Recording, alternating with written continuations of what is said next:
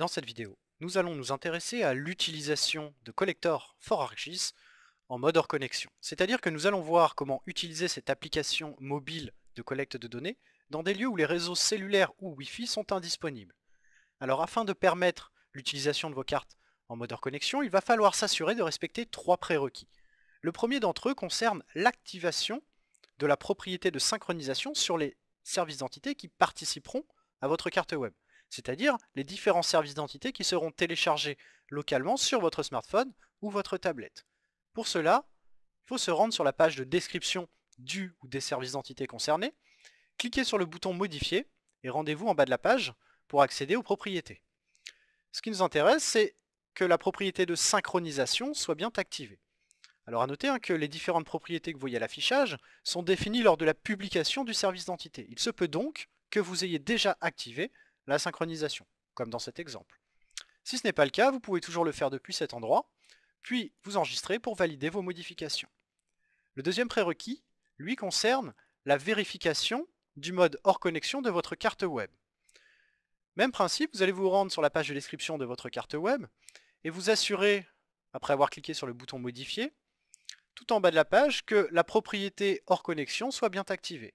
Alors il faut savoir que cette propriété elle est activée par défaut à la création de chaque nouvelle carte web, mais il se peut qu'elle ait été désactivée par un autre utilisateur habilité. Cliquez ensuite sur enregistrer pour valider ces modifications. Enfin, troisième et dernier prérequis, s'assurer d'utiliser un fond de carte compatible en mode hors connexion. Donc dans votre carte web, le fond de carte utilisé doit au choix provenir d'un des fonds de carte Esri, donc un de ces 9 fonds de carte présents à l'affichage, ou être issu d'un pactage de tuiles qui serait hébergé sur ArcGIS Online ou Portal for ArcGIS. Enfin, troisième et dernière possibilité, vous pouvez utiliser un service de carte tuilé issu d'ArcGIS for Server, version 10.2.2 ou ultérieure, avec cependant l'activation de l'option qui autorise l'export des tuiles. Si vous avez un doute, utilisez un des 9 fonds de carte Esri par défaut. Une fois ces trois prérequis respectés, vous pouvez donc lancer l'application Collector for ArcGIS sur votre périphérique. Vous verrez que les cartes qui sont compatibles en mode hors connexion apparaissent avec un petit icône en forme de nuage. C'est en tout cas le cas sur la version iOS. Pour ceux qui travailleraient avec une version Android, vous verrez apparaître un bouton télécharger. Alors si on clique sur une carte, celle-ci s'ouvre en mode connecté. Ce n'est pas ce que l'on cherche ici. On souhaite la télécharger localement sur le périphérique pour pouvoir l'utiliser sans aucun réseau. Alors pour ce faire, vous devez appuyer sur l'icône en forme de nuage. Un assistant de téléchargement apparaît. Donc dans un premier temps, celui-ci vous propose de choisir soit de télécharger le fond de carte actuel de votre carte web, ici en bas, mais il m'indique également que des fonds de carte sont déjà présents localement sur le périphérique. Alors d'où proviennent ces fonds de carte? Eh bien peut-être que des collègues ont déjà réalisé des précédents téléchargements. Alors rien ne m'empêche d'utiliser les fonds de carte déjà existants, à la condition que ceux-ci couvrent votre zone d'étude. Donc je vais choisir moi de télécharger un nouveau fond de carte.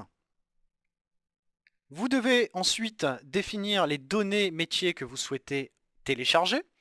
Alors vous avez un cadre de sélection, par exemple si je m'intéresse à cette zone, il faut savoir que toutes les données métiers qui seront téléchargées sont celles qui intersectent le cadre de sélection.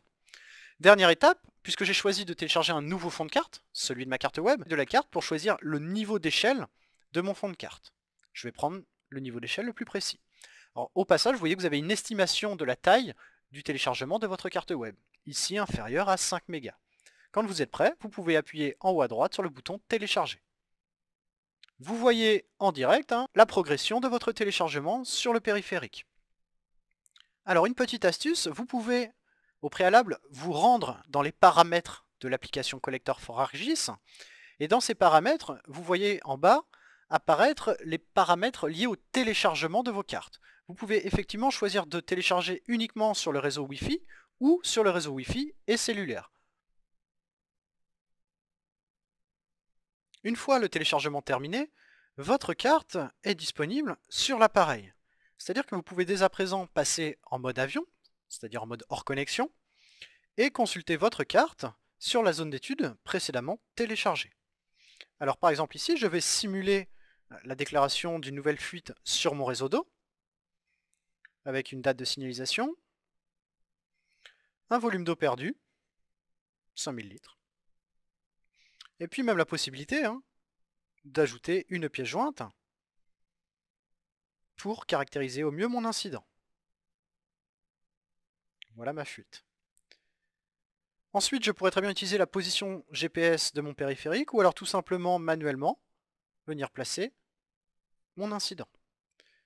J'enregistre mes modifications et je vois au passage qu'elles sont stockées sur l'appareil. Lorsque je retourne sur ma carte web présente sur mon périphérique, je vois apparaître une pastille. Cette pastille m'indique le nombre de modifications effectuées depuis le téléchargement de ma carte. Alors ce que je souhaite faire maintenant, c'est synchroniser ces modifications avec mon portail Argis Online ou Portal for Argis pour les rendre accessibles aux autres utilisateurs. Pour ce faire, vous avez juste à appuyer une nouvelle fois sur l'icône en forme de nuage. Et vous déclenchez ainsi la synchronisation de vos modifications. Voilà, la synchronisation est terminée. Cependant, votre carte web reste toujours stockée localement sur le périphérique. Alors pour gérer ces stockages de cartes, vous pouvez accéder au menu Gérer de l'application Collector. Ce menu vous permet de gérer à la fois les différentes cartes web stockées localement, mais également les fonds de cartes. Alors on voit que j'ai 3 fonds de cartes pour une seule carte.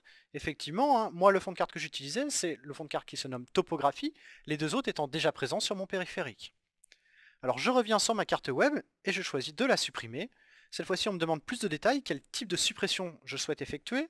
Soit je supprime les entités et le fond de carte, c'est-à-dire toute la carte web, ou alors uniquement mes entités, et dans ce cas-là je conserverai le fond de carte pour une utilisation ultérieure. Très pratique, hein, si vous travaillez régulièrement sur la même zone. Voilà, vous savez maintenant comment utiliser Collector for ArcGIS en mode hors connexion. À bientôt.